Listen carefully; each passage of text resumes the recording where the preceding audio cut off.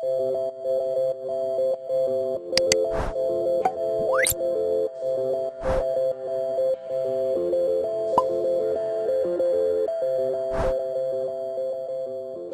día con todos. El día de hoy estaremos tocando el tema acerca de supervisión de redes externas para el servicio de gas natural. Bueno, como sabemos, en el interior del país, en los últimos 10-15 años se han venido desarrollando proyectos, los cuales se han visto beneficiados gracias a la utilización del gas natural por redes de tubería, ¿no?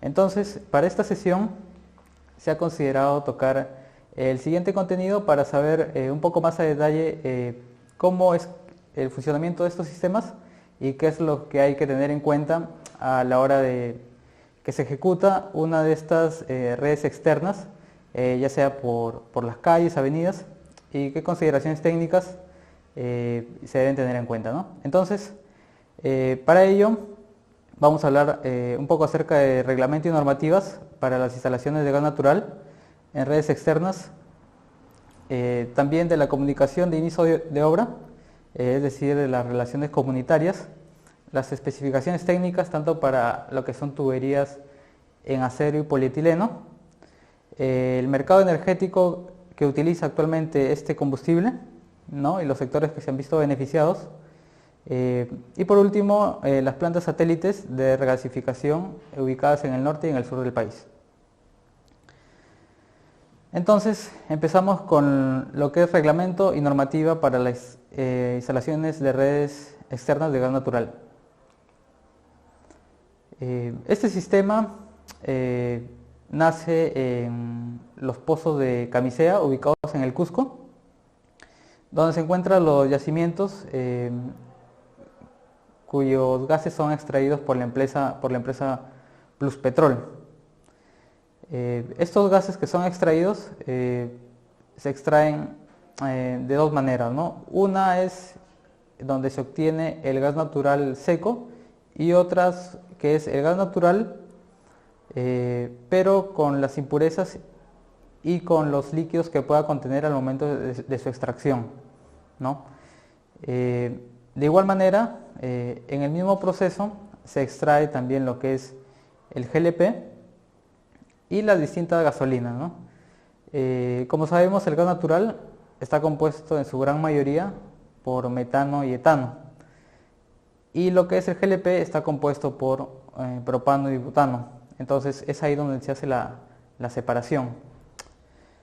Una vez que el gas natural es extraído, se transportan desde el Cusco, desde Camisea, hasta un city gate ubicado en Lurín. Ahora, este transporte se realiza por medio de una tubería de acero. Ahora, esta tubería recorre un kilometraje bastante largo y también ocupa un diámetro relativamente grande, ¿no? Entonces, en la parte selva, ¿no? Viene con un diámetro de 32 pulgadas, luego por la parte sierra se reduce a 24 pulgadas y en la costa se reduce a 18 pulgadas. Entonces, ¿por qué es que de la selva a la costa se viene reduciendo el diámetro? Es porque se ha considerado el aspecto económico, el aspecto técnico y el aspecto de seguridad para que el gas llegue tal cual lo conocemos ahora y pueda ser utilizado, ¿no? Ahora, una vez que llega al city gate, el cual es la empresa que se encarga de transportar desde Camisea hasta el city gate, es la empresa TGP, transportadora de gases del Perú, y llega hasta este city gate donde principalmente se procura de que el gas natural nuevamente pase por un proceso de purificación, se le inyecta un odorizante que está compuesto por mercaptanos y lo cual le da un olor característico para que los usuarios o la gente que trabaja con ese combustible se percate al momento de que haya alguna fuga, ¿no? Entonces aquí en el Citygate también de igual manera se encarga de reducir la presión, ¿no? Para que sea el gas menos compresible y pueda llegar en las condiciones óptimas hasta los usuarios finales, ¿no? Luego de que llega al Citygate, se distribuye por redes subterráneas hasta los clientes finales, ¿no? Ahora, las empresas que se encargan de distribuir este gas natural, ¿no? En el caso de Lima, es la empresa Cálida, ¿no? Que es gas natural de Lima y Callao. Una vez que sale el Citygate, ellos determinan cuál es el material que se va a emplear en la distribución de este combustible, ¿no? Si es por medio de tuberías de acero o si es por medio de tuberías de polietileno. Esto va a depender de las presiones de trabajo las que requiere el cliente final, ¿no? Ya que polietileno se puede usar hasta una presión de trabajo de 5 bares y acero se puede utilizar hasta una presión de trabajo de 19 bares.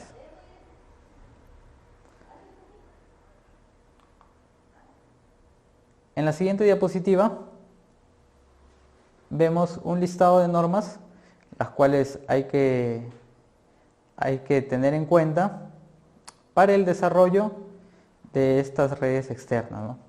Tenemos la resolución 097 del año 97, donde se pone en disposición para la presentación de proyectos de ampliación y modificación del sistema de distribución de gas natural, ¿no? Esto para obras de redes de acero y redes en polietileno. También tenemos el Decreto Supremo 040, la cual nos detalla el reglamento de distribución de gas natural por red de ductos. También nos presenta normas que nos ayudan en los sistemas de construcción, como es el proceso de soldadura, en las cuales se utilizan normas como la ASME B31.3 o la ASME sección 9 o la norma API 1104, ¿no? Entonces estas normas nos ayudan al momento de poder calificar un soldador y ver bajo qué parámetros va a realizar el proceso de soldadura. También tenemos la ley 29706, la cual nos indica acerca de las restricciones y parámetros que hay que tener en cuenta al momento de realizar tuberías de conexión en los clientes finales, ¿no? Y por último tenemos el Reglamento Nacional de Edificaciones y normas de construcción propias de cada concesionaria, los cuales se deben tener en cuenta al momento de realizar estas instalaciones, ¿no? El Reglamento Nacional de Edificaciones, ¿no?, nos indica la consideración que hay que tener si es que se encuentran interferencias con otros servicios o respecto a temas de seguridad que van a ser importantes durante el desarrollo de estas actividades.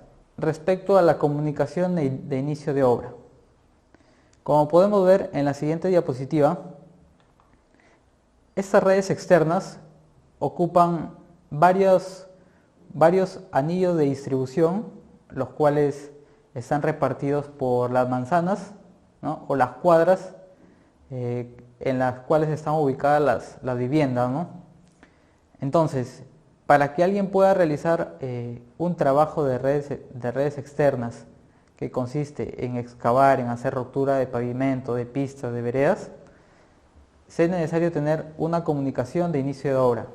Es decir, que las personas que viven en toda esa zona en la cuales se van a ver intervenidas por estos trabajos, deben estar enteradas y deben tener conocimiento de lo que se va a realizar, pero no es solo un medio o una comunicación verbal que se tenga, ¿no?, sino se debe reunir a toda la gente, ya sea por medio de un comité que ya esté formado, ¿no?, o en todo caso por alguna reunión pactada con todos los miembros de esas manzanas, ¿no? Para que se pueda impartir e informar, ¿no? Respecto a las actividades que se van a realizar, para que al momento de que se estén haciendo cortes de tubería, ¿no? Con las troncales, no se alarmen, ¿no? Respecto a las actividades que se están realizando, ¿no? O pueda que piensen que se está haciendo algo y que las personas que lo están realizando no son las capacitadas, ¿no? En algunos casos se han visto que hasta las personas pueden llamar a los bomberos, ¿no? Porque piensan que puede haber algún accidente, ¿no? Entonces, para evitar todo ese tipo de incidentes, es que se tiene que informar de manera oportuna a cada uno de los vecinos de cada manzana, ¿no? Y esto debe ser llenado en un formato de registro de comunicación, en el cual se indica la dirección en la que vive cada persona, su nombre y su firma, ¿no? Y si tiene alguna observación o alguna sugerencia respecto a estos trabajos, de igual manera debe ser anotado, ¿no? Para que se tenga en cuenta, ya que puede haber de repente algunas personas que no toleren el ruido, o algunas personas que por X motivos no pueden estar expuestas a esos trabajos, o tienen pánico o algún tipo de situaciones. Entonces todo esto se debe informar previamente antes de realizar estos trabajos. En la siguiente diapositiva vemos de igual manera ese registro de comunicación, el cual debe estar firmado por los encargados, por la empresa concesionaria y por el encargado o contratista, el cual está a cargo de la ejecución de los trabajos, ¿no? Ahora, en la siguiente diapositiva vamos a hablar acerca de las especificaciones técnicas propiamente de la obra. Para poder dar inicio a estos trabajos se debe tener en cuenta algunos procesos previos para la construcción de estas redes externas, sean tuberías en acero o sean en polietileno, ¿no? Entonces tenemos algunos aspectos propios de la parte comercial e ingeniería, ¿no? Como son el requerimiento del área comercial, como son gestión de permisos a municipios y entes gubernamentales. Es decir, si yo voy a hacer una ruptura de pista, debo tener los permisos a nivel provincial, a nivel municipal o a nivel distrital, ¿no? Para lo que se va a realizar, ¿no? Si voy a pasar por debajo de algún río, ¿no?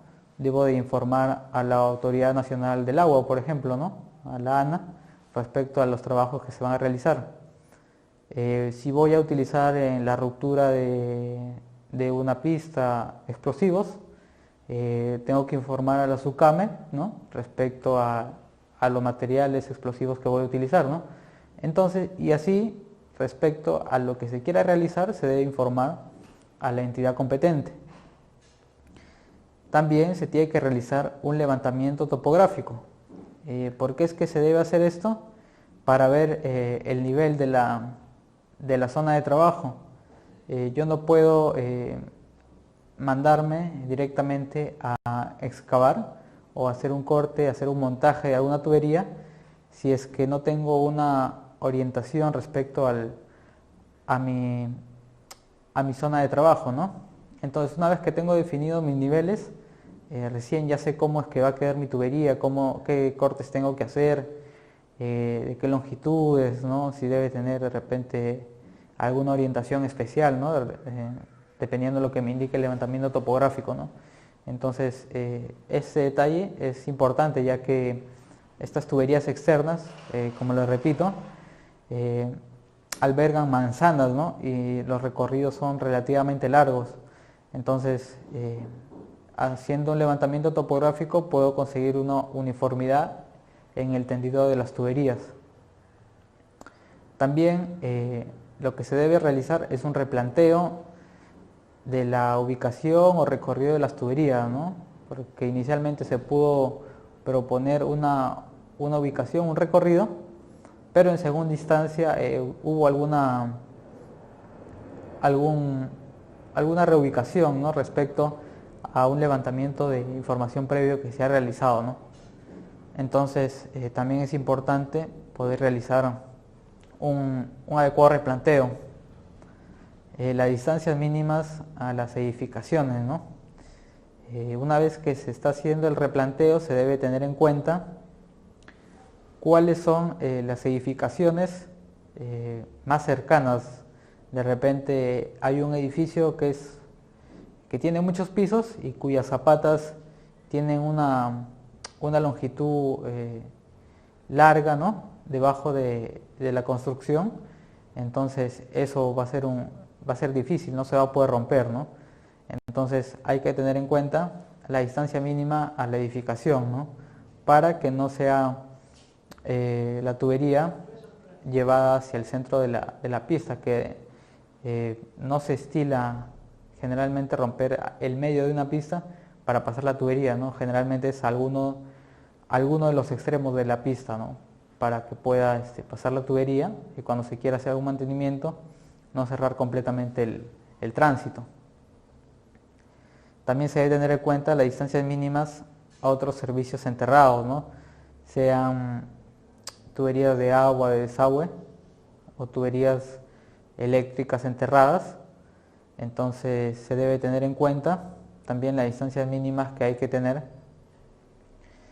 para la ubicación y el tendido de la tubería de gas natural.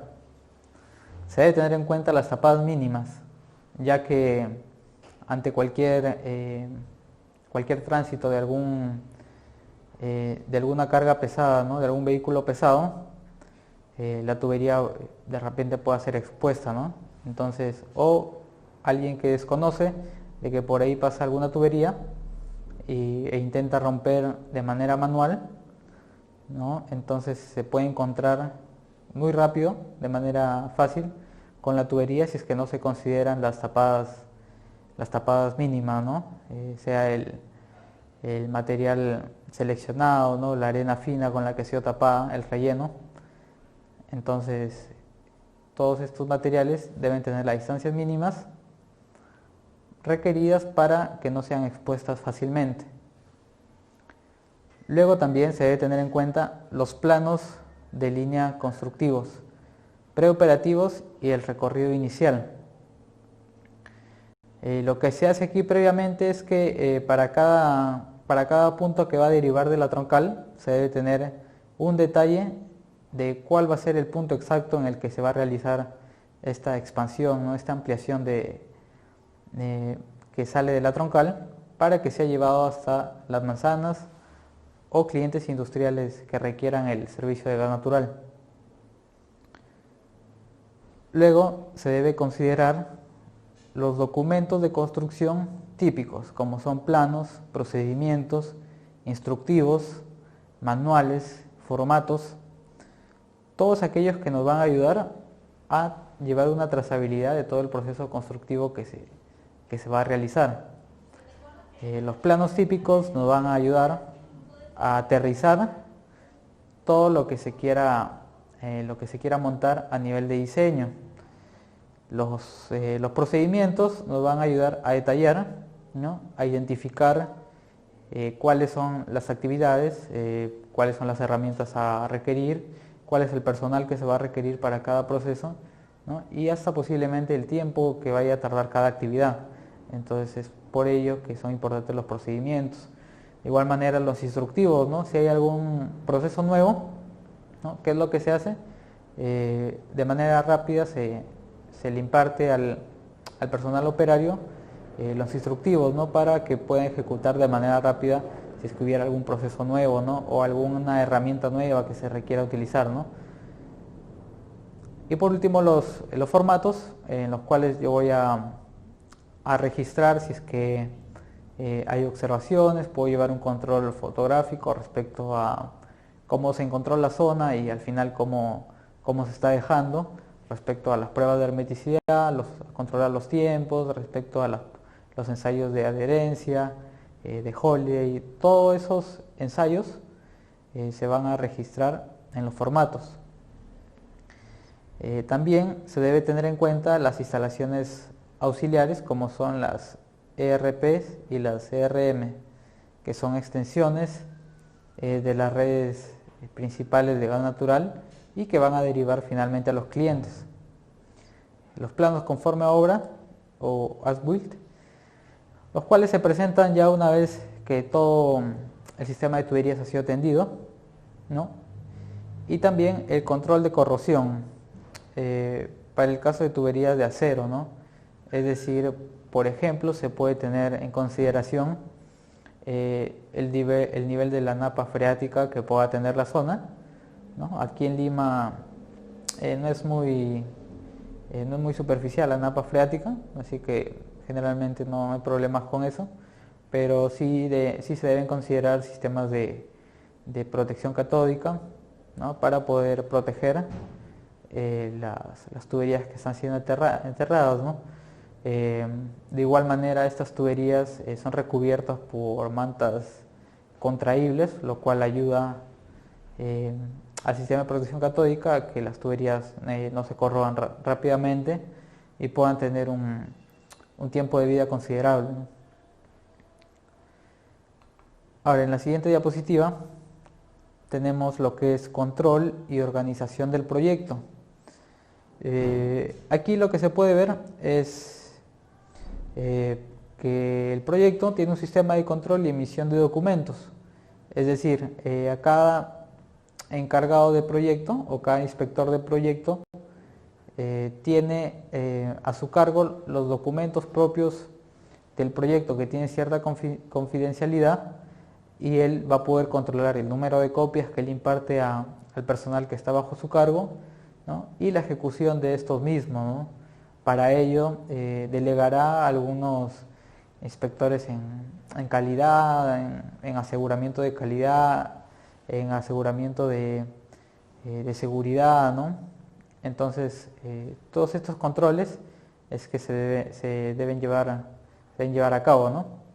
Como les repito, tanto en la parte técnica, ¿no? En la parte de calidad, en la parte de seguridad, ¿no? Cada uno teniendo un representante que se encargue de liderar cada una de esta especialidad, ¿no? Luego tenemos el sistema de planificación, reporte y control de avance. Es decir, aquí es lo que se trata de controlar es la producción de cada cuadrilla de gente, ¿no?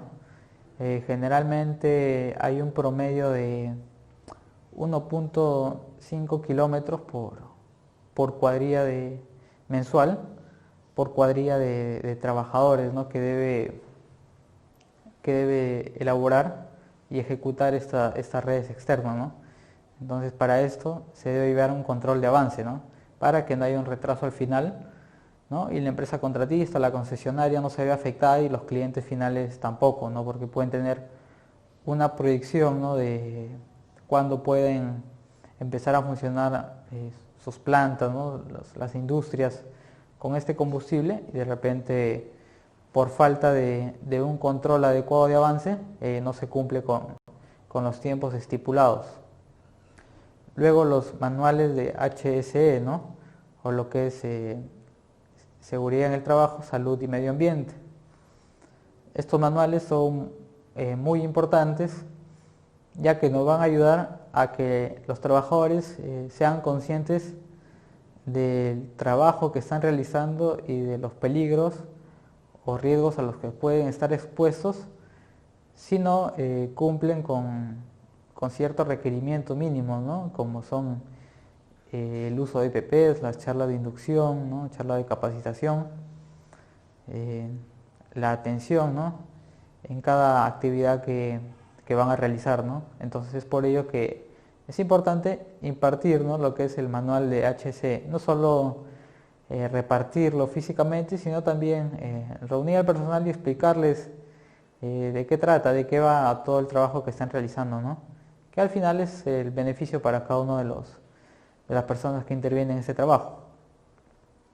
Luego tenemos el plan detallado de QA/QC, que es el control y aseguramiento de la calidad para cada tarea, ¿no? Como les mencionaba, cada área debe tener un líder, el cual dirige cada actividad y debe estar presente en el aseguramiento de cada una de las actividades.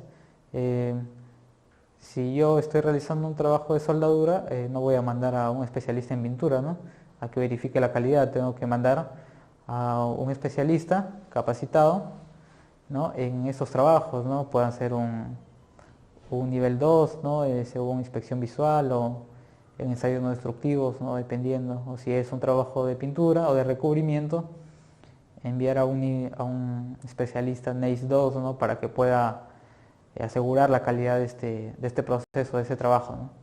Entonces, es por ello que estos trabajos de aseguramiento y control de calidad deben ser detallados y deben ser asegurados por un especialista en cada área, ¿no? Luego tenemos los procedimientos específicos de trabajo. Como les mencionaba anteriormente, una vez que se elaboran estos procedimientos, deben ser impartidos de igual manera al personal técnico especializado y capacitado en realizar cada trabajo, de tal manera que el trabajo se pueda hacer de la manera más segura y eficientemente posible. Luego tenemos lo que es la gestión de permisos. Esta gestión de permisos, como les mencionaba, antes de realizar cualquiera de estos trabajos, se debe tener el permiso distrital y municipal, ¿no?, de cada calle o avenida en la cual se va a intervenir. De igual manera se debe tener el permiso de las entidades competentes cuyos servicios se encuentran en la misma área. Luego tenemos lo que es la capacidad logística. La parte logística es bastante importante. ¿Por qué? Porque de ellos también depende bastante el tiempo que se pueda extender el plazo de entrega del tendido de redes externas. De repente la persona encargada solicita algún material y logística tiene que encargarse de buscar al proveedor, de repente que tenga el menor precio, el menor tiempo de entrega, la capacidad de reacción más rápida ante cualquier eventualidad o cualquier requerimiento. Entonces esta capacidad logística también debe ser importante, ¿no?, al momento de hacer llegar los materiales, las herramientas, los instrumentos a obra en el tiempo requerido. Luego tenemos la trazabilidad completa de la construcción de los materiales, ¿no? Es decir, esto se va a llevar mediante la ejecución de los formatos. Una vez que ya sean llenados, ¿no?, ese va a ser mi registro, mi trazabilidad, en la cual se ha llevado un control adecuado de cada trabajo y de cada actividad desarrollada. Otro punto importante que se debe tener en cuenta en estos trabajos es la señalización y seguridad. ¿Por qué es importante? Porque al estar trabajando en la calle, vamos a estar expuestos a que no solo esté el personal involucrado en el trabajo, sino también las personas externas, los mismos vecinos, ¿no?, las familias, niños, mascotas, ¿no? Todas esas personas van a estar cerca a la zona donde se están realizando los trabajos, ¿no? Entonces es importante que haya una señalización adecuada, ¿no?, ya sea por medio de mallas, por medio de cintas de señalización, ¿no?, y en el caso del tránsito, de señalización adecuada para el desvío del tránsito, ¿no?, y se puedan realizar los trabajos de manera normal. Entonces este punto de señalización y seguridad, ¿no?, es importante tenerlo en cuenta. Ahora, en la siguiente diapositiva tenemos ya actividades preliminares para lo que son tuberías de polietileno. Como sabemos, estas actividades normalmente se empiezan por hacer los trabajos civiles, es decir, el corte de la pista, la ruptura y la excavación, ¿no? Pero antes de hacer un corte, para saber dónde se va a realizar el corte, que hay que hacer una calicata, ¿no? ¿Para qué se realiza una calicata? Para tener una muestra de cómo es que viene el recorrido de esa zona, ¿no? Es decir, yo selecciono un punto, ¿no?, digo, aquí voy a hacer mi calicata, corto, rompo y excavo, y puedo ver, según la profundidad la que voy a requerir, ¿no?, en esa pequeña área, qué es lo que voy a encontrar, ¿no? Ya al menos te da una idea de qué es lo que puedes encontrar a lo largo de todo ese recorrido, ¿no? Una vez que ya has identificado por medio de la calicata que ese punto seleccionado es el adecuado, es el idóneo, que no va a tener tantas interferencias, ya se procede a cortar el piso, la pista, ¿no? Una vez que se corta, se tiene lo que es la ruptura del pavimento. Ahora, como actividades centrales a estas actividades preliminares, ¿no? Tenemos lo que es la excavación, ya propiamente la eliminación, ¿no?, del material respecto al área de trabajo, el acondicionamiento de la zanja, ¿no?, por medio de algunos entibados, ¿no?, la bajada de la tubería, el relleno de la zanja y la compactación de subbase y base de afirmado. Ahora, como actividades finales, ¿no?, de lo que concierne a tuberías de polietileno, tenemos la reposición de pavimento, prueba neumática de la red y por último ya la gasificación o la puesta en servicio de la red, ¿no? Entonces, como podemos ver aquí en la siguiente diapositiva, tenemos lo que son las calicatas para tuberías de polietileno. Para tuberías de polietileno se estila una tapada mínima de 61 centímetros y para acero de 120 centímetros. Ahora, por poner un ejemplo, la distancia mínima de profundidad de excavado, ¿no?, de una tapada suele estar definida por el diámetro exterior de la tubería, ¿no?, más 50 centímetros, ¿no? Eso para tener una idea de cuánto puede ser más o menos la tapada, ¿no? 50 centímetros más el diámetro exterior de la tubería. En la siguiente diapositiva podemos ver un corte de pavimento, ¿no? Aquí, como podemos ver, se observa una pista, ¿no? Tenemos a un personal que está utilizando los CVPs correctos y está utilizando una herramienta, en este caso una herramienta de corte de piso. A su vez vemos que la zona por la que él está realizando este trabajo está demarcada, está señalizada por medio de conos. Es decir, que si viene algún vehículo, vas a ver que por ahí se están realizando trabajos y no va a intervenir esa zona ni va a interrumpir las actividades que está realizando este personal, ¿no? Entonces, una vez que se han realizado las calicatas, ¿no?, se realiza el corte de pavimento. Una vez que se ha realizado el corte del pavimento, se realiza la ruptura del mismo, ¿no? Esta ruptura puede llevarse a cabo de manera manual, ¿no?, o también por medio de una maquinaria, ¿no? Entonces, esta rotura se realiza de tal manera que se dañe lo menos posible, ya que no se necesita mucho espacio en realidad para poder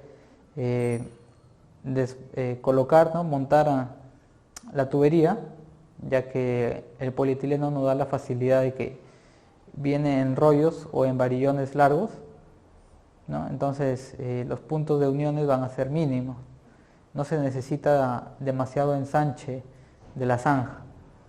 Es por ello que se procura que la rotura de pavimento no sea lo más ancha posible, ni se rompa de manera innecesaria las partes que no se van a ver afectadas, ¿no? Posteriormente se realiza la excavación manual. Ahora, durante esta excavación se debe tener en cuenta la distancia que debe haber de la zanja al material que se está extrayendo. Normalmente debe ser de 1 metro entre el filo de la zanja y el borde hacia donde se está arrojando el material extraído de la zanja, ¿no? Si es que se está interrumpiendo alguna calle, ¿no?, se debe algún cruce, ¿no?, por el cual los peatones se van a ver afectados, se debe colocar pasarelas, de tal manera que se asegure de que no va a haber impedimento para los peatones, y también eso puede ayudar las pasarelas a los mismos trabajadores que están realizando las actividades. Como podemos ver en la fotografía, para la excavación manual, toda la calle está cercada, ¿no?, por medio de mallas y cintas de advertencia, ¿no? Entonces, como les recordaba, todas estas medidas de seguridad, de señalización, ayudan bastante al momento de realizar estas actividades, tanto para la gente de los alrededores como para los mismos trabajadores, ¿no?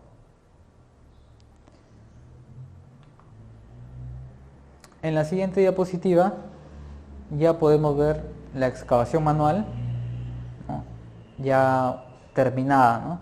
Ya vemos que la zanja está libre, ¿no? El material extraído ha sido retirado del borde de la zanja, ¿no? Y tenemos una zanja que está adecuada para que pueda tenderse la tubería, ¿no? Como podemos ver, de igual manera aquí la calle o la avenida ha sido delimitada, ¿no?, ha sido marcada con señalización para asegurar la seguridad de las personas y de los trabajadores.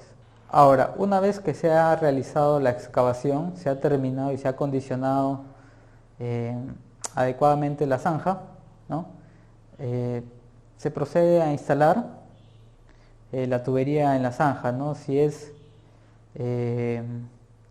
como podemos ver en las fotografías, tenemos tuberías de 63 milímetros de diámetro y de 200 milímetros de diámetro, ¿no? Como les comentaba, esta tubería para 63 milímetros viene en rollos, así que nos da la facilidad de que sea montada fácilmente, ¿no? No es necesario que se ensanche demasiado la zanja. Por otro lado, para el caso de la tubería de 200 milímetros, en la tubería de 200 milímetros de diámetro podemos ver que está siendo unida por medio de una cupla de polietileno, la cual ha sido unida por electrofusión. Entonces, de igual manera, la electrofusión, al ser flexible la tubería, se puede realizar en el exterior, ¿no?, haciendo un doblez de la tubería y luego nuevamente bajarla, ¿no?, hacia la zanja. Entonces, en este aspecto no se necesita, como les repito, ensanchar mucho la zanja, simplemente tener en cuenta el espacio necesario para que la tubería pueda ser montada. Ahora, en la siguiente diapositiva podemos ver el registro de distancia de seguridad e interferencias. Es decir, si dentro de la zanja, ¿no?, o cerca de la zanja se encuentra algún tipo de interferencia por algún servicio, sea telefonía, cable, internet, alguna tubería eléctrica, se debe medir y se debe tomar registro de cada interferencia encontrada para que se tenga evidencia de que se está dejando la distancia pertinente, ¿no?, y no tener después un inconveniente si pasa algún incidente con la tubería, ¿no? Ya tienes el respaldo de la medición mediante el registro que estás realizando, ¿no? Entonces, este punto es bastante importante, ya que el mismo personal técnico debe estar capacitado de poder identificar y poder plantear la distancia mínima que se debe tener en cuenta respecto a la tubería que están montando, ¿no?, que están colocando dentro de la zanja, y las distintas interferencias que se puedan encontrar, ¿no?, sean en paralelo o sean cruzadas, ¿no? Por lo general van a ser cruzados, ¿no?, porque no se estila, porque en todo el recorrido de la tubería vais a encontrar también un recorrido de una tubería de otro servicio. Ahora, en la siguiente diapositiva podemos ver la fusión de tubería de polietileno. Ahora, la tubería de polietileno se puede unir hay dos métodos que son los más comunes, ¿no?, por electrofusión o por termofusión. Ahora, para la electrofusión, ¿no?, como podemos ver la imagen de la derecha, ¿no? Se tiene un equipo, ¿no?, el cual se encarga de calentar al polietileno, ¿no?, y por medio de unos testigos que vienen en los accesorios se verifica que la unión se haya realizado de la manera correcta, ¿no? Y por otro lado, la termofusión, en la imagen de la izquierda tenemos que también se está uniendo las tuberías, ¿no? Pero esto generalmente puede hacerse en caliente, ¿no?, esos trabajos, es decir, con la tubería con gas natural, ya que la tubería no requiere calentarse demasiado, ¿no? Entonces, hay dos tipos de uniones, ¿no?, la electrofusión y la electrofusión para tuberías de polietileno. Ahora, para esto de igual manera se lleva un registro, ¿no? Se debe registrar el voltaje al cual ha sido sometido la unión y el tiempo, ¿no?, que se ha dejado para que esta unión se realice, ¿no? No se puede estar de manera apresurada, ¿no?, queriendo avanzar y no se le da el tiempo adecuado de electrofusión, ¿no?, al polietileno, ¿no? Entonces los tiempos hay que tenerlos en cuenta al momento de realizar este tipo de uniones con polietileno. Ahora, en la siguiente diapositiva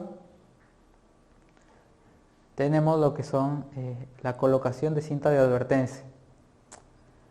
Una vez que se ha realizado la excavación, se ha colocado, ¿no?, se ha montado la tubería en una cama de arena, ¿no?, se procede con la tapada de la tubería, la cual se realiza por medio de arena y luego con una subbase y base de afirmado. Antes de que llegue al nivel del piso terminado, ¿no?, aproximadamente a unos 30 o 25 centímetros, se procede a colocar una cinta de señalización de color amarillo, ya que es el color que indica advertencia, ¿no?, de que por todo ese recorrido está pasando una tubería de gas natural. Ahora, esta cinta de advertencia debe tener un ancho de 30 centímetros como mínimo, y debe estar a lo largo de todo el recorrido de la tubería. Por más que la tubería tenga de repente quiebres, esté doblando una esquina, ¿no?, o después haga algún quiebre, ¿no?, por algún accesorio, se debe de marcar cada recorrido, ¿no?, cada tramo de la tubería con esta cinta de señalización, que, como les repito, debe estar entre 25 y 30 centímetros del nivel del piso terminado. Una vez colocada la cinta de advertencia, se procede a colocar la reposición del pavimento flexible, ¿no?, que es el que vemos en la siguiente diapositiva, ¿no?, en el cual el personal técnico, por medio de maquinaria, ¿no?, coloca el pavimento flexible, ¿no? Como les mencionaba, la zona en la cual se está realizando el trabajo debe quedar igual o en mejores condiciones de lo que ha sido encontrada, ¿no? Es por ello que se realizan todos estos rezanes, ¿no?, en el área el cual ha sido intervenida para el tendido de las tuberías de gas. De igual manera, continuamos viendo la señalización adecuada para que el personal pueda realizar su trabajo sin temor a que algún personal extraño o ajeno a las actividades intervenga en la zona de trabajo, ¿no? Entonces, algo que se debe incidir bastante es en el tema de seguridad, ¿no? Señalización, marcación, ¿no?, de cada zona que está siendo intervenida por trabajos que se están realizando, ¿no? Esto, como vemos, se muestra en todas las fotografías, porque a la hora de realizar el trabajo es así, ¿no? Se debe tener en cuenta eh, cada, cada señalización, ¿no? en esas actividades. Ahora, una vez que ya ha sido colocado el pavimento flexible, ¿no? Se procede a instalar el pavimento rígido, que es el que vemos en la siguiente diapositiva. El pavimento rígido, mayormente al momento de ser colocado en la zona que se desea resanar, eh, se estila que generalmente sea por medio de un mixer, ¿no? De una máquina que viene ya con el cemento, ¿no? Combinado, mezclado, y se vierte nada más en la zona que ha sido cortada, ¿no? Para que se instale la tubería.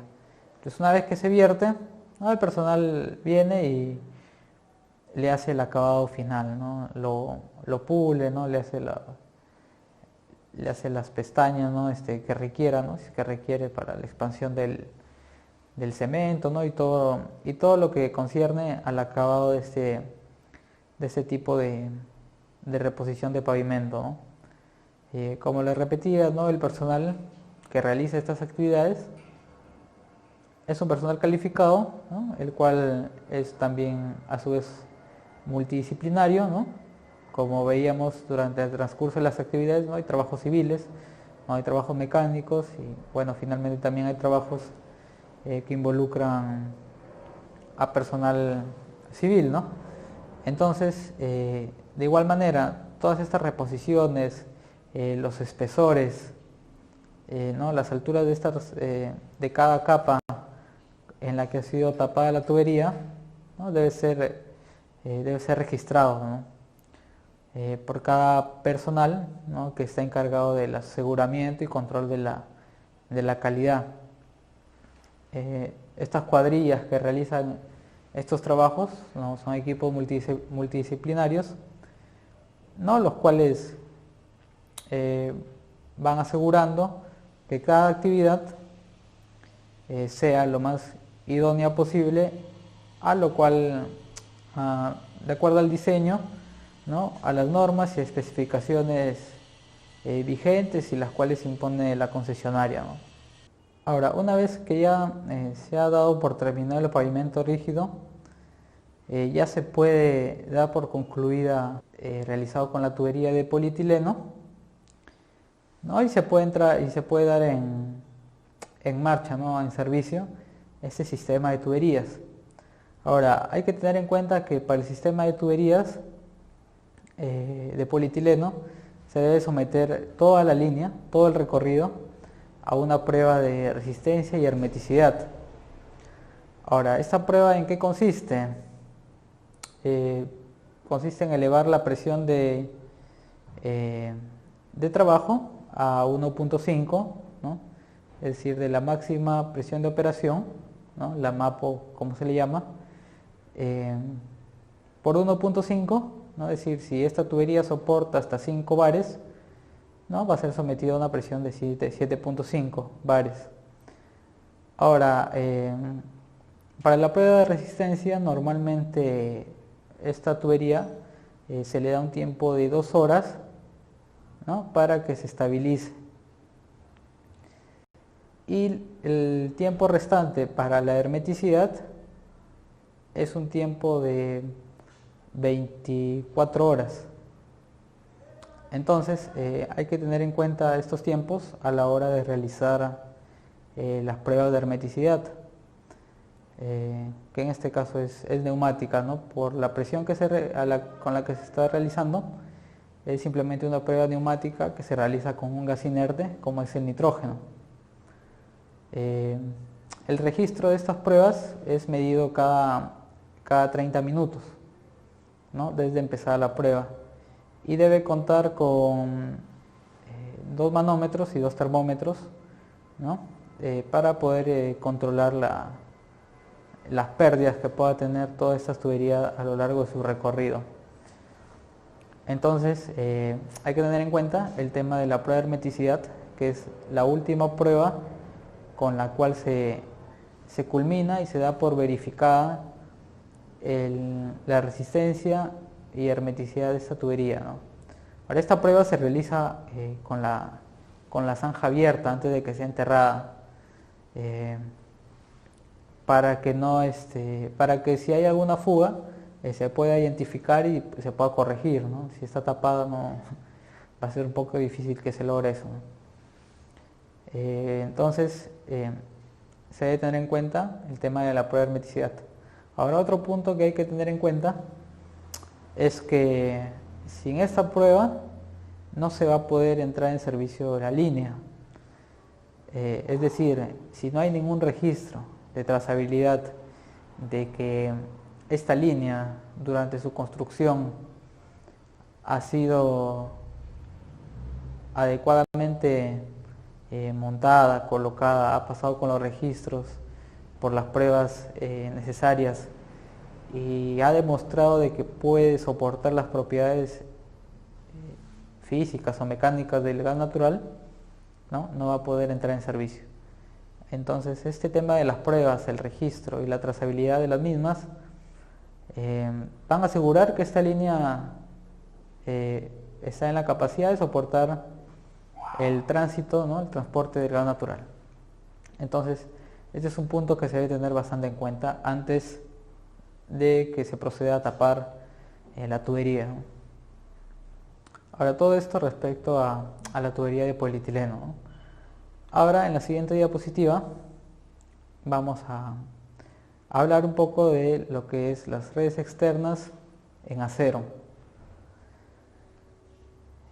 Para este sistema de tuberías, ¿no? Como les comentaba, se cuenta con un personal operativo, el cual está siendo ejecutado, ¿no? O está a cargo de un contratista con una capacidad de personal de 50 trabajadores en promedio, ¿no? Cada contratista que trabaja para la concesionaria, ¿no? Debe tener una cantidad de personal de 50 como mínimo, y el rendimiento mensual, ¿no? Por contratista debe ser de 1.5 kilómetros por mes, ¿no? Que era algo que ya les había mencionado anteriormente. Entonces, aquí las actividades que se van a tener en el tema civil es semejante a la tubería de polietileno, pero a nivel de uniones, ¿no? O de bajada de tubería, ahí sí hay algunas consideraciones que se deben tener en cuenta y que vamos a ver a continuación. En la siguiente diapositiva podemos ver algunas situaciones que se pueden presentar, ¿no? Cuando la tubería va a ser montada, ¿no? En el cruce del río, ¿no? Tenemos un río que está pasando, ¿no? De manera transversal a la tubería, ¿no? Y se desea colocar en la tubería, ¿no? Como vemos ahí, la tubería está siendo colocada transversal al río, ¿no? Y por el diámetro que se está considerando, se está utilizando una grúa, ¿no? Para que se pueda bajar la tubería, ¿no? Sin que haya ningún esfuerzo físico o algún accidente. Posteriormente se procede a tapar la tubería y a dejarla en las mismas condiciones en que se encontró el área, ¿no? Ahora, se pueden utilizar hasta más de una grúa, ¿no? Para poder realizar la bajada de estas tuberías de acero, ¿no? Ya que el material es mucho más pesado que si fuera simplemente polietileno, ¿no?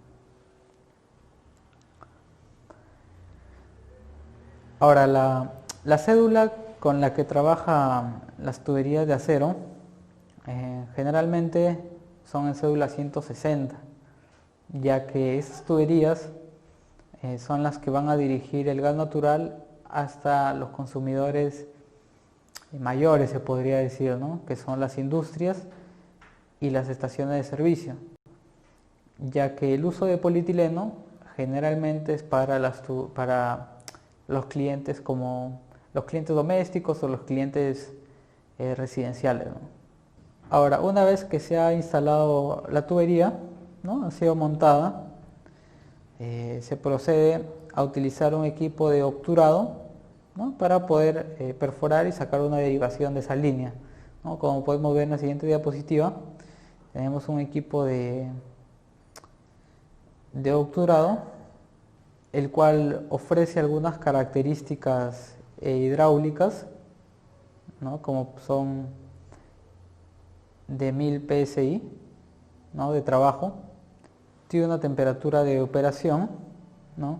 De menos 28 grados centígrados a 80 grados centígrados, ¿no? Y tiene una capacidad de obturación entre 3 a 12 grados. Entonces este equipo nos va a ayudar al momento de hacer alguna perforación en la tubería, ¿no? Una perforación de manera transversal a la tubería, ¿no? O formando un ángulo de 90 grados. También para las construcciones de acero, lo que se debe tener en cuenta es la construcción de estaciones reguladoras o generadoras.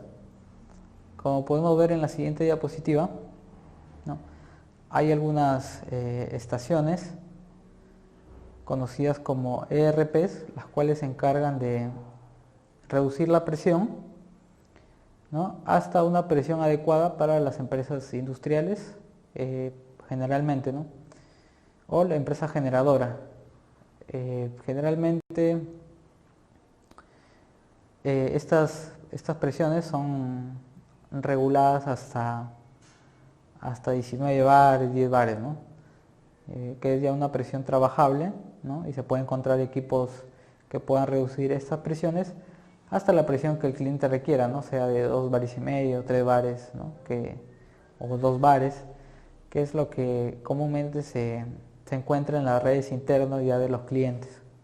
Ahora, para las empresas generadoras, ¿no? Por los equipos que utilizan, no necesitan que se disminuya demasiado la presión, ¿no? Hay algunas generadoras que utilizan 7 bares, 10 bares, ¿no? Directo. Entonces, no se necesita que se regule demasiado la presión, ¿no? De igual manera en las estaciones de servicio, cuyas presiones de trabajo son de 19, entre 10 y 19 bares. Entonces esta construcción de estaciones reguladoras, ¿no? Muy aparte de que se encargue de regular la presión, también pasa por un proceso de filtrado, ¿no? En el cual se eliminan impurezas que puedan haber en el recorrido previo de la tubería de gas natural, ¿no? Entonces toda esta configuración de tuberías, ¿no? También comprende un sistema de válvulas, ¿no? Un medidor de igual manera, ¿no? Y también en algunos casos cuentan con válvulas que cuentan con telemetría, ¿no? Las cuales cuando hay algún corte por mantenimiento son fácilmente identificables, ¿no? En el caso de Cálida, ¿no? Concesionaria de Lima y Callao, cuentan con ese sistema, ¿no? En el cual rápidamente pueden identificar cuando una válvula está abierta, cuando una válvula está cerrada, o cuando ellos desean realizar un corte, ¿no? Para realizar algún mantenimiento. Es fácil de identificar estas válvulas, ¿no? Que son colocadas en las ERP, ¿no? Ahora, estas tuberías de acero, como les comentaba anteriormente, de igual manera, al inicio de la parte constructiva civil, cuenta con actividades similares, ¿no? Como es el corte del pavimento, ¿no? O corte de la pisa por donde va a pasar la tubería, ¿no? De igual manera, esta se realiza con maquinaria propia para el corte, ¿no? Y el personal que lo ejecuta es un personal calificado que utiliza correctamente esta maquinaria y como seguimos insistiendo, esta área está totalmente demarcada, ¿no? De tal manera que el tránsito no se ve afectado, ni tampoco las personas que puedan vivir en las cercanías del área de trabajo. Una vez realizado el corte del pavimento, en la siguiente diapositiva podemos ver la demolición de pavimento. Esta demolición, de igual manera, se realiza por una maquinaria, ¿no? De tal manera de que no sea muy ancha la zanja, ¿no? Al momento de realizar la demolición. Ahora, aquí sí hay que tener en cuenta de que la tubería de acero no viene en rollos, ¿no? Y si es un diámetro un poco grande, ¿no? No va a ser muy fácil que se pueda soldar todo el tramo en el exterior, fuera de la zanja, y posteriormente sea bajado, no sea instalado dentro de la zanja. Entonces, aquí lo que se hace es que la persona encargada de soldar, ¿no? El soldador realice la soldadura dentro de la zanja. Entonces, para que él realice ese trabajo, se necesita que se realice un ensanche en la zanja para que él pueda realizar todas las maniobras, ¿no? Propias de su trabajo.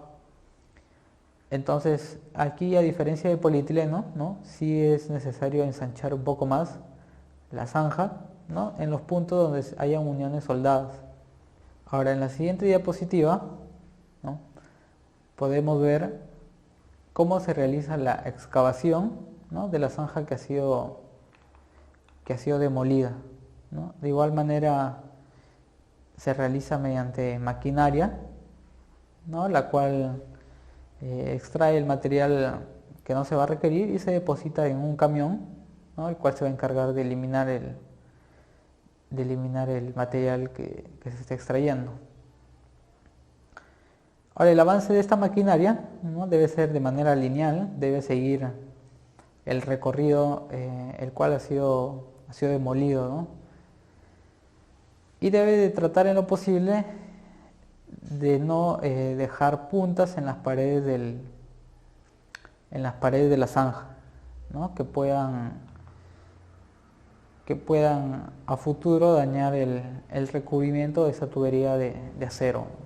Ahora, la excavación mecánica lineal en tubería de acero, como habíamos visto, ¿no? Lo realiza la maquinaria, ¿no? Ahora, para poder bajar por medio de esas tuberías que son un poco más anchas que las tuberías de polietileno, ¿no? Se puede acondicionar mediante escaleras, como vemos en la siguiente diapositiva, ¿no? Y por medio de tablones para facilitar el tránsito de la tubería, ¿no? En esta fotografía, ¿no? Podemos ver un tramo de tubería que ha sido ya soldado fuera de zanja, ¿no? Y que está listo para que sea bajado, ¿no?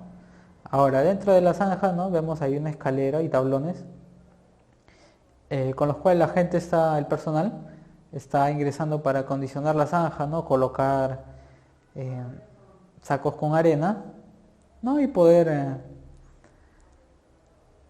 acondicionar de manera adecuada, ¿no? La zanja para que la tubería no tenga desniveles, ¿no? Ni sufra daño al momento de ser bajada. En la siguiente diapositiva podemos ver varios tramos de tubería que están fuera de la zanja, ¿no? Y que están esperando ser bajadas. Ahora, como les repito, no se recomienda que se suelden fuera una longitud grande de tubería, porque va a ser bastante difícil que se pueda bajar, ¿no? O bueno, te va a llevar a que utilices más de 2 grúas por ejemplo, para que puedas bajar cada tubería, ¿no? Aquí en la fotografía vemos que han sido unidas hasta 2 tuberías, ¿no? Lo cual serían 12 metros, ¿no? Lo cual es algo considerable, ¿no? No es muy larga para que pueda ser bajada con normalidad por 2 grúas. En la siguiente diapositiva podemos ver ya la zanja preparada, ¿no? Con los sacos de arena, ¿no? Ya ha sido nivelada, ha sido acondicionada, está limpia la zanja y y solamente está esperando que la tubería sea bajada, ¿no? Para que posteriormente sea tapada y se termine con la instalación, ¿no? Esta fotografía es bastante particular porque nos muestra eh, la, la bastante incidencia, ¿no?, que tiene el personal en el desarrollo de estas actividades, ¿no? No vemos una zanja que tenga resto de basura, ¿no?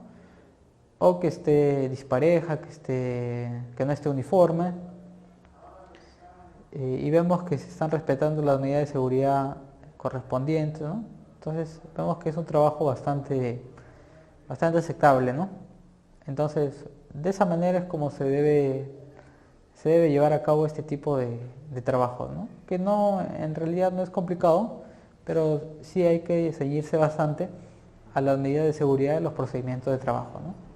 Entonces, como podemos ver aquí, ya una zanja lista, ¿no?, nivelada con sacos de arena, ¿no?, simplemente esperando que traigan la tubería para que sea bajada, ¿no?, o sea, que sea instalada. En la siguiente diapositiva ya podemos ver la bajada de las tuberías, ¿no? Como les mencionaba, tenemos dos grúas, ¿no?, que se están encargando de bajar tramo por tramo las tuberías, ¿no? Ahora, luego, ¿cómo se van a unir esas tuberías? Se van a unir por medio de soldadura, es decir, cada 12 metros, ¿no?, extremo con extremo se van a unir, ¿no? Entonces, como les mencionaba, el soldador va a tener que ingresar, ¿no?, a la zanja y poder realizar la unión de cada tramo de tubería. Como podemos ver, aquí se está realizando en el extremo de una calle, ¿no? Vemos que los vehículos están pasando por el otro carril, ¿no?, y ha sido adecuadamente demarcado por ambos lados, ¿no?, tanto por el lado por donde no pasan vehículos como por el lado donde sí pasan vehículos, ¿no?, quedando la zanja al centro de este cerco, ¿no? Se está dando las facilidades para la grúa, ¿no?, se está considerando un vigía, ¿no?, y personal que está indicando y verificando que la tubería esté siendo bajada correctamente, ¿no?, y no esté siendo dañada. En la siguiente diapositiva continuamos viendo la bajada de las tuberías, ¿no? Ya vemos a la tubería dentro de la zanja y la vemos totalmente alineada, ¿no? No vemos que esté torcida, ¿no?, o que tenga alguna disconformidad, ¿no?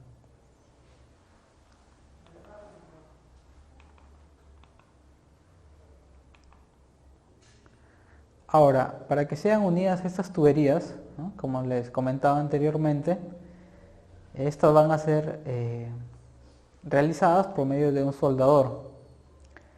Ahora, este soldador no va a ser un soldador cualquiera que no tenga alguna constancia acreditada respecto al trabajo que realiza. Por el contrario, este soldador debe pasar por un proceso de calificación.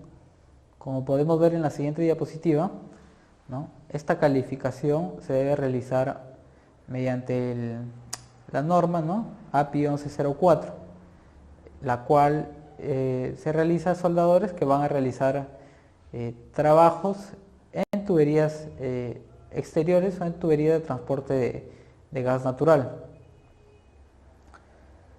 Aquí en las fotografías podemos ver cómo un inspector está calificando un soldador, ¿no?, mediante la inspección visual y en distintas posiciones, ¿no? Como les mencionaba, el soldador debe tener la habilidad para poder realizar los cordones de soldadura alrededor de toda la tubería una vez que ésta ya esté dentro de la zanja. Es decir, va a tener que soldar en una posición erguida, va a tener que soldar echado, va a tener que soldar de costado. Entonces, este proceso de soldadura lo califica a él de que tiene toda la destreza de poder realizar ese trabajo, ¿no?, dentro del medio en el cual estamos viendo esta instalación, ¿no?, como es dentro de una zanja.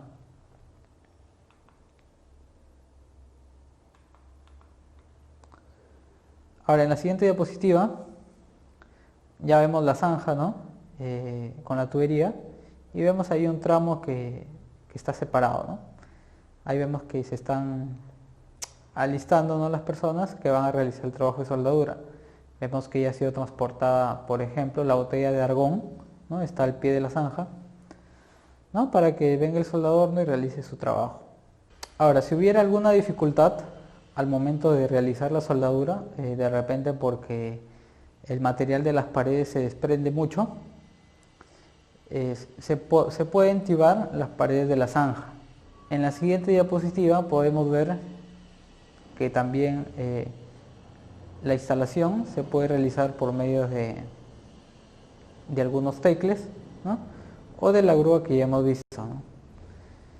La tubería puede ser levantada, ¿no?, una vez que ha sido soldada, ¿no?, de un extremo, ¿no?, para poder unirla con otro punto y pueda ser soldada también de manera elevada, ¿no? O sea, para que facilite al soldador, ¿no?, puede ser la tubería ligeramente levantada, ¿no?, para que el soldador tenga una mayor maniobrabilidad dentro de la zanja. En la siguiente diapositiva podemos ver el recubrimiento que debe llevar esta tubería de acero. Por ser una tubería de acero es fácilmente corroíble, ¿no? Entonces se le aplica unas mantas termocontraíbles. Estas mantas se debe respetar el traslape que debe tener cada manta, ¿no?, que se estila que sea del 50%, y debe ser instalada lo más rígida posible en la pared de la tubería. Como podemos ver en la diapositiva, se está instalando la manta termocontraíble y se están eliminando todas las burbujas de aire que puedan quedar por debajo. Ahora, antes de instalar la manta se instala un líquido adherente que facilita la instalación de esta manta. Ahora, esta manta se debe sí o sí utilizar en todo el recorrido de la tubería, incluyendo los accesorios que puedan haberse utilizado. La tubería, para que sea bajada dentro de la zanja, ya debe contar con este recubrimiento, ¿no?, el cual debe evitarse una vez que ya haya pasado los ensayos, ¿no?, como son el Hole Detector. No debe ser ya dañada porque puede afectar el recubrimiento y se puede provocar nuevas discontinuidades en el recubrimiento.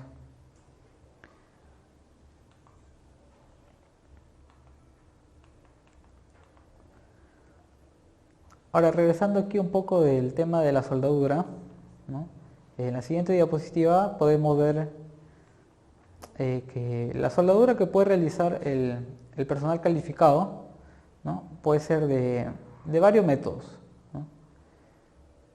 Para la tubería de soldadura en acero, ¿no?, está el método SMAU, el método GTAU y el método mixto, que es la combinación de ambos, ¿no?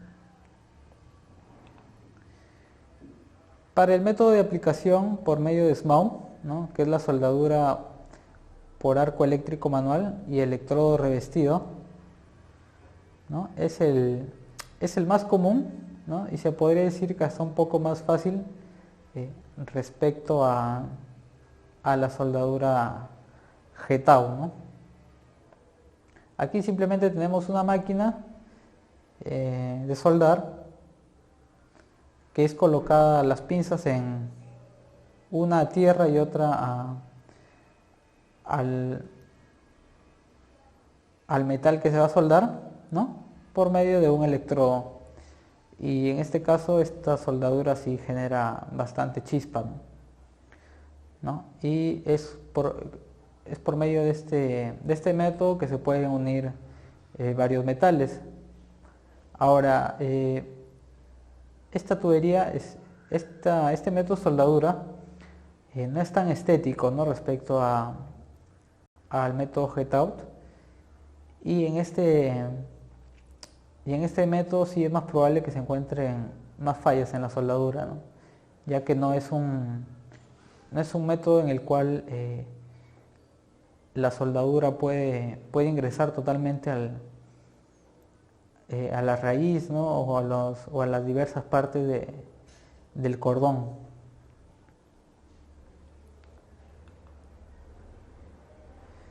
El método SMAU, ¿no? Tiene algunas ventajas, ¿no? Como vemos en la siguiente diapositiva, ¿no? El equipo de soldeo. El equipo de soldeo de esta máquina no es muy caro, ¿no? Es sencillo y es bastante portátil, ¿no? El metal de aportación y los medios para su protección durante el soldeo proceden del propio electrodo, ¿no? Ahora, no es necesaria la protección adicional mediante gases auxiliares, ¿no? Como si es el caso del método Getao, ¿no? Ahora, este método es menos sensible al viento y a corrientes de aire, ¿no? Como es el método Getao, que sí es bastante sensible y si hay mucho viento no se puede realizar el soldeo. En la siguiente diapositiva continuamos viendo más ventajas de este método, ¿no? Pero como podemos ver en la fotografía no es muy estético, ¿no? En este método se puede emplear, ¿no? En cualquier posición también, en locales abiertos o en locales cerrados, ¿no?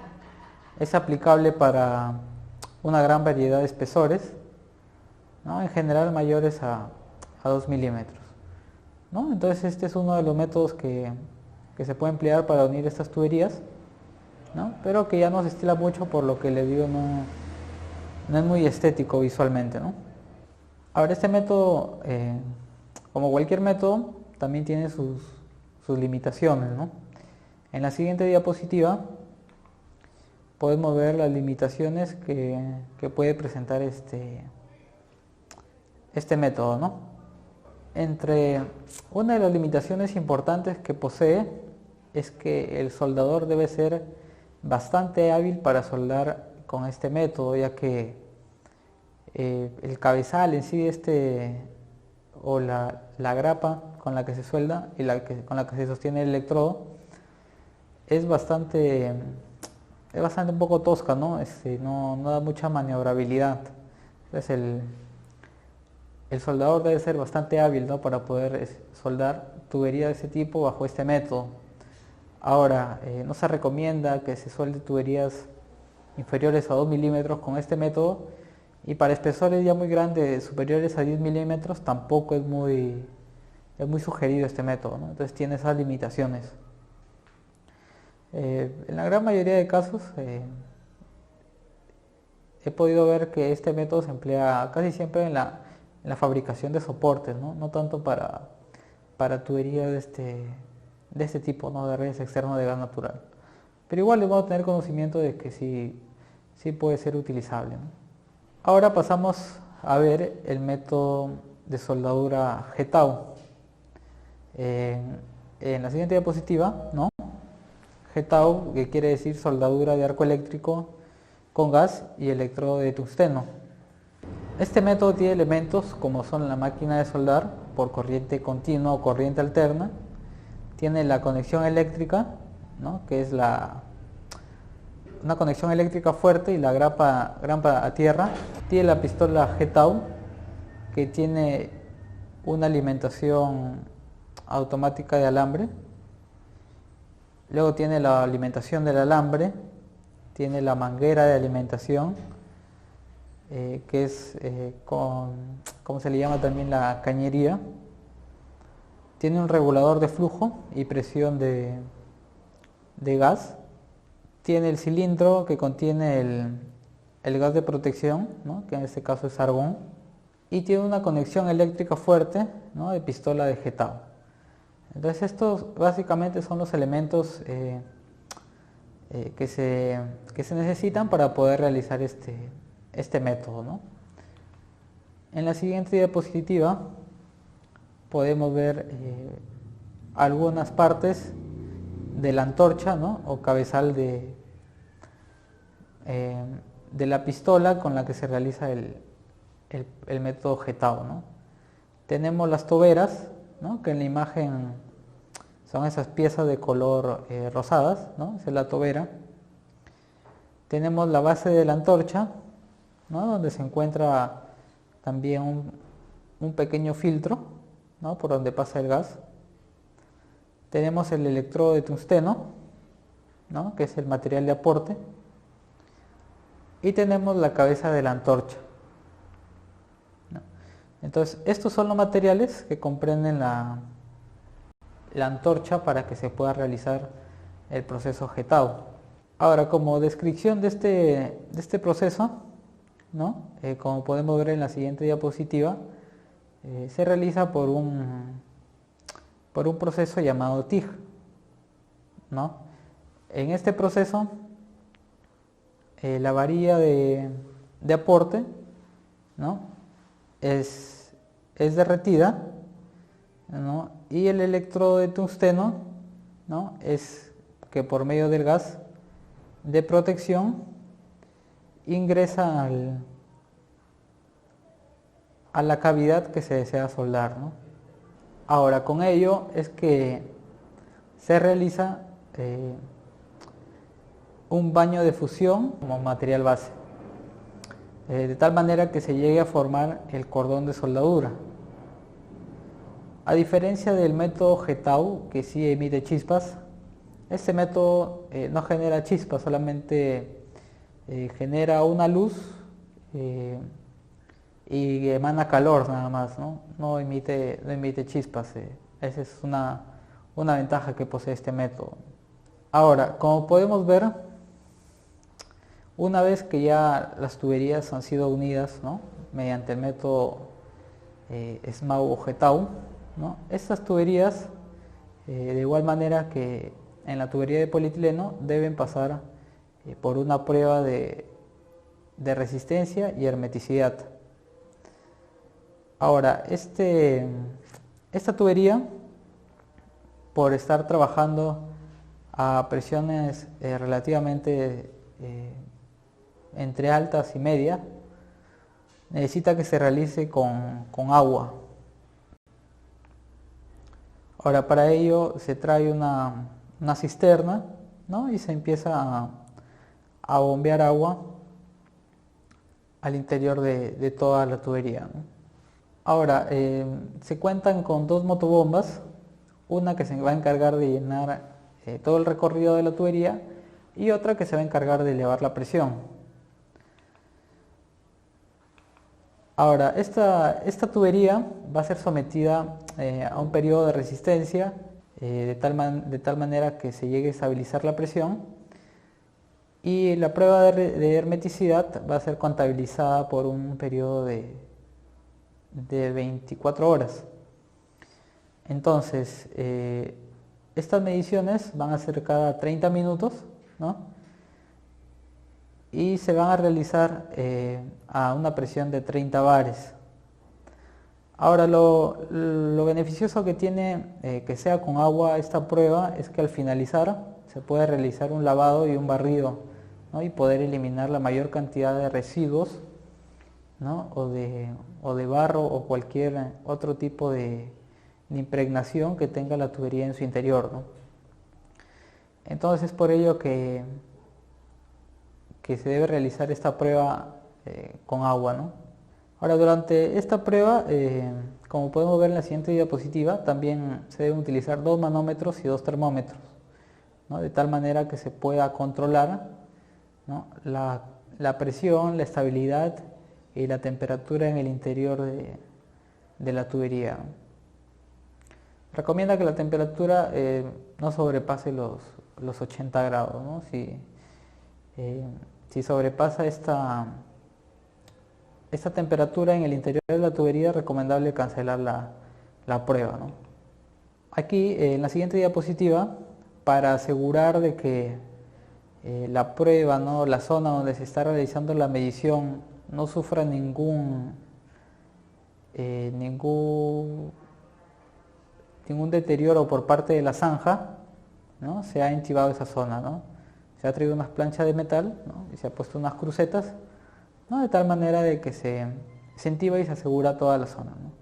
El personal puede entrar, tomar las mediciones respectivas, tomar los registros, ¿no? Y así continuar con la prueba. Ahora, como podemos ver, estos trabajos se están realizando con la zanja abierta, ¿no? Como podemos ver también en polietileno, ¿no? De la misma manera. Otro punto que hay que tener en cuenta es que estas tuberías, una vez que han sido soldadas, deben pasar ensayos no destructivos al 100%, de tal manera que se asegure que la soldadura, ¿no? Está pasando todo el control de calidad respectivo, ¿no? Por medio de placas radiográficas, ¿no? Se le practica ensayo no destructivo, ¿no? De igual manera, este ensayo es practicado por personal calificado, que puede ser un nivel 2 en ensayo no destructivo, ¿no? Una vez que la prueba de resistencia y hermeticidad ha sido aprobada, ¿no? Se procede con la limpieza y secado de la tubería, ¿no? Como les repetía, lo beneficioso de que sea con agua es que posteriormente se puede hacer un barrido, ¿no? Y se extraen todas las impurezas. Ahora, esta limpieza y secado interno, ¿cómo se realiza? Se realiza por medio de unas esponjas de poliuretano, ¿no? O por unos brushing que podemos ver en las fotografías, ¿no? Que son unas esponjas acordes al diámetro de la tubería y que son ingresadas y a presión son expulsadas de un extremo hacia el otro, ¿no? Por medio de la inyección de nitrógeno. Entonces yo ingreso la cantidad de esponjas que crean conveniente hasta que quede, hasta que uno considere que ya está limpia la tubería en su interior, ¿no? Estas esponjas deben ser registradas, ¿no? En un formato de igual manera que se lleve el control de la cantidad que se ingresó, un registro fotográfico donde se visualice desde la esponja que puede extraer más suciedad o impurezas hasta la más limpia, ¿no? Entonces estos puntos, ¿no? Se deben tener en cuenta al momento de realizar la limpieza y secado de las tuberías, ¿no? Otra parte de este sistema de tuberías en acero, como podemos ver en la siguiente diapositiva, es los triductos en zanja con colocación de caja de paso, ¿no? Es decir, de una misma troncal se están sacando 3 derivaciones que están yendo a parar a unas cajas de paso, ¿no? De las cuales yo puedo sacar derivaciones, ¿no? O hacer quiebres según la ubicación donde se encuentren los clientes finales, ¿no? Aquí, como podemos ver, las zanjas son más anchas, ¿no? Porque hay un mayor número de tuberías. Y la estructura civil es distinta, ¿no? Tenemos cajas de paso de concreto, ¿no? Que van a ayudar a proteger esos accesorios que nos van a ayudar con las derivaciones futuras o ampliaciones de las instalaciones de gas natural. Ahora, estos triductos también pueden ser en cajas de paso, como lo estamos viendo en esta diapositiva, o como lo vemos en la siguiente diapositiva, ¿no? Que tenemos triductos en zanja, ¿no? En esta zanja tenemos varias tuberías que están viniendo juntas, ¿no? Todas de gas natural en acero, y que están llegando a su distinta válvula de servicio, ¿no? Ahora, una vez que la tubería ya ha pasado por todo el proceso de prueba de hermeticidad, ensayos no destructivos, limpieza y secado, ¿no? Se procede con el relleno mecánico a la zanja, ¿no? Como podemos ver en la siguiente diapositiva, ya el personal técnico se está encargando por medio de un montacarga de vertir el material de relleno, ¿no? Que es la subbase y la base, ¿no? Para que posteriormente sea compactado, ¿no? Ahora, este material debe estar libre de objetos filosos, ¿no? Que puedan dañar las mantas termocontraíbles a la hora de la compactación. En la siguiente diapositiva podemos ver al personal técnico ya compactando lo que ha sido rellenado con el material seleccionado, ¿no? Ya la zanja está prácticamente terminada, ¿no? Ya está siendo tapada, ¿no? Y se está procediendo a compactarla con una maquinaria, ¿no? En este caso con un rodillo para aplanado, ¿no? Y como podemos ver los alrededores, durante esos trabajos sigue cercado, ¿no? Con mallas, ¿no? No hay ningún personal extraño, ¿no? Ni tránsito que esté interfiriendo con las actividades, ¿no? De igual manera que en polietileno, antes de que se termine de tapar por completo la zanja, se debe colocar la cinta de advertencia de color amarillo, que indique que por todo ese recorrido está circulando tuberías de gas natural. Estas cintas, ¿no? Como les había mencionado, debe tener un ancho mínimo de 30 centímetros. Ahora, en la siguiente diapositiva ya vemos la reposición de pavimento totalmente terminado, ¿no? Que está igual o ha quedado mejor que cómo se ha encontrado esa avenida, ¿no? Entonces, con esto se termina lo que es la instalación de tuberías en acero. Ahora, como podemos ver aquí, y se había mencionado antes, es que simplemente esta tubería se está utilizando en un extremo de la pista, ¿no? Simplemente se ha utilizado un carril, ¿no? Vemos dos carriles, pero para realizar estas actividades se ha utilizado simplemente uno, de tal manera que durante todo el proceso no se vea interferido el tránsito de vehículos.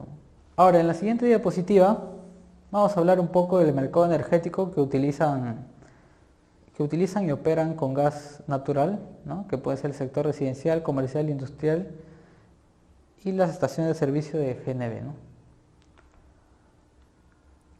Como podemos ver, existen numerosas aplicaciones en el tema del gas natural, sea para industrias, ¿no? Por medio de la instalación de una ERMP, ¿no? Una estación de regulación y medición primaria, ¿no? Sea el caso de una instalación de servicio, ¿no? Un grifo, por medio de una FM, una estación de filtración y medición, ¿no? Y en diversas aplicaciones industriales, ¿no? Como pueden ser para el secado, ¿no? De diversos granos por medio de la combustión de gas natural, o la generación de vapor para algún proceso, ¿no? Por medio de una caldera, ¿no? Esas son las aplicaciones más comunes, ¿no? En el sector industrial que se puede hacer uso del gas natural.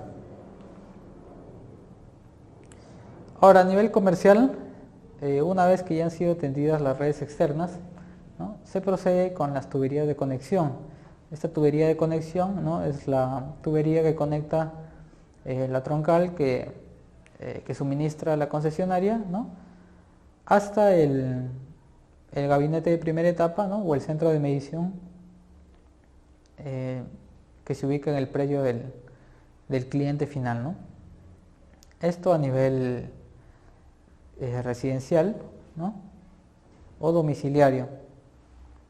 Esta tubería de conexión es de polietileno, ¿no? Y cuenta con una presión de 4 bares, ¿no?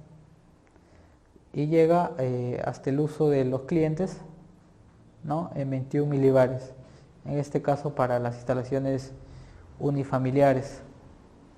En el sector unifamiliar, ¿no? O domiciliario, ¿no? La cometida llega hasta el centro de medición, el cual consta de un regulador, ¿no? Accesorios como pueden ser codos, uniones, un medidor, ¿no? Que es el medidor fiscal, ¿no? Y una válvula de corte general, la cual puede servir para alguna emergencia o para mantenimiento del regulador o del medidor.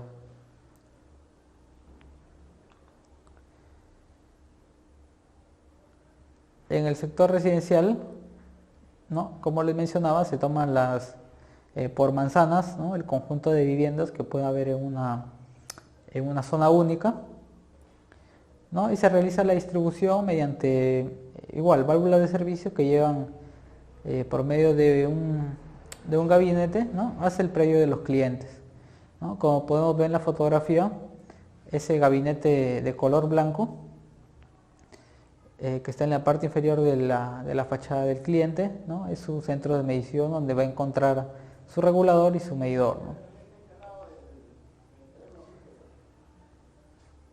Aquí podemos ver más ejemplos, ¿no?, de los sectores C y D de distritos como Los Olivos, San Martín de Porres, Villa María del Triunfo y San Juan del Lurigancho, ¿no?, en los cuales todos cuentan con su centro de medición, ¿no? En esta diapositiva vemos fotografías de las viviendas, ¿no?, cada una con su centro de medición respectivo, ¿no?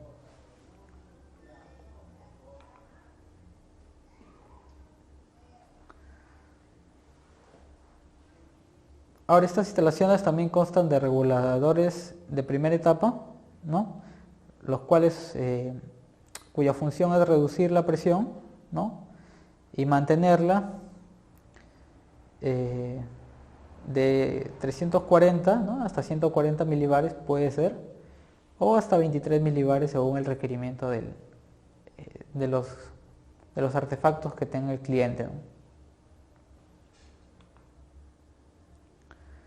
También hay otro sector, que es el sector residencial por medio de condominios.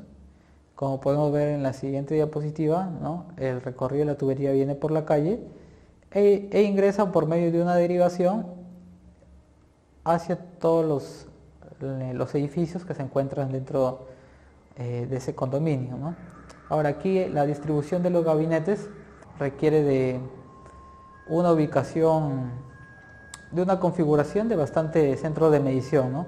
Como podemos ver en la siguiente diapositiva, tenemos reguladores de primera etapa y de segunda etapa, ¿no?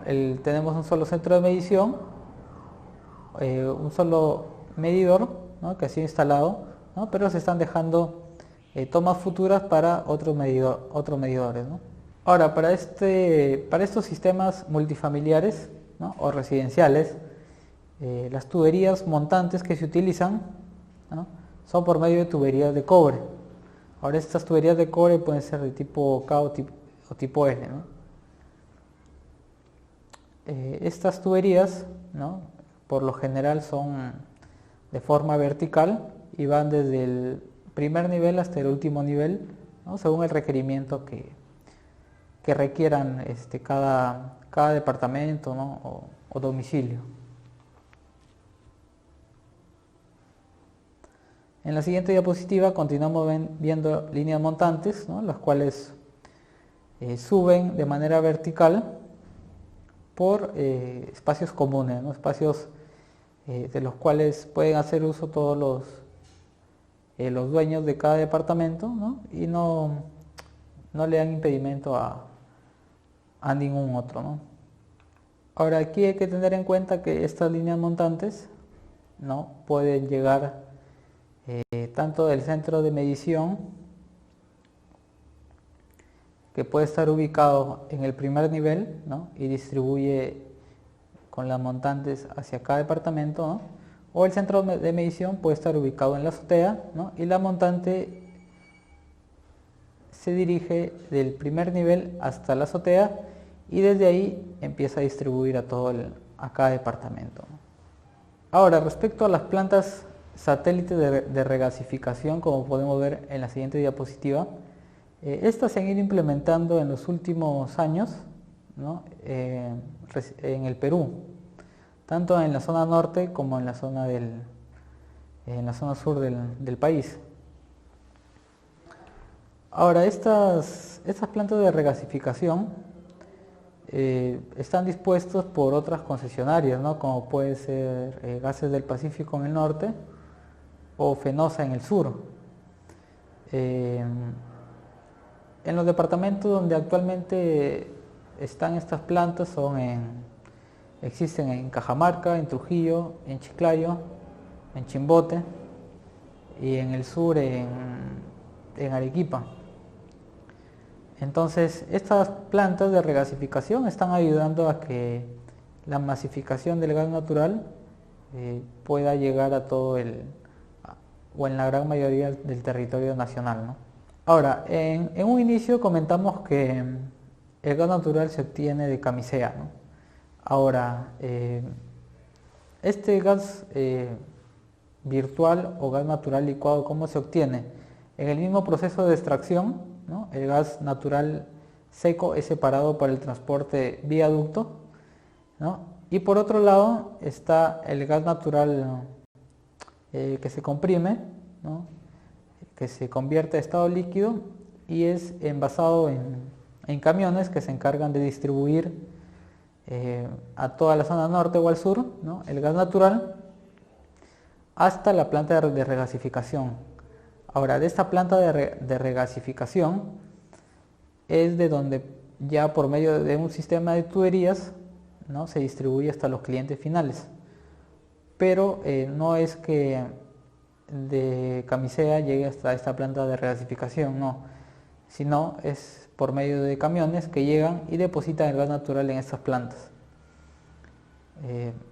Es decir, si no hubieran camiones que transporten gas natural, estas plantas no tendrían el combustible para que lo puedan convertir en gas natural seco y lo puedan distribuir, ¿no? Ahora, algunos parámetros de diseño que tienen estas plantas de regasificación son la carga de planta de regasificación, ¿no? La carga en la planta y la descarga en la planta satélite.